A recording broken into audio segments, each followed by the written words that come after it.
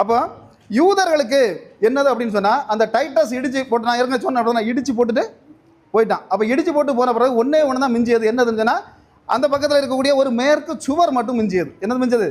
அந்த மேற்கு சுவரை மட்டும் அவனால் என்ன செய்ய முடியல. அது வந்து பயங்கரமான இதுகளில் கட்டப்பட்டிருந்தது. அப்போ இப்போ சுவர் என்ன செய்யுது இருக்குது. அப்போ அந்த ஆலயத்தை இவனால என்ன செய்ய முடியல அப்படின்னா அதை ஒன்றும் இடிக்க முடியல.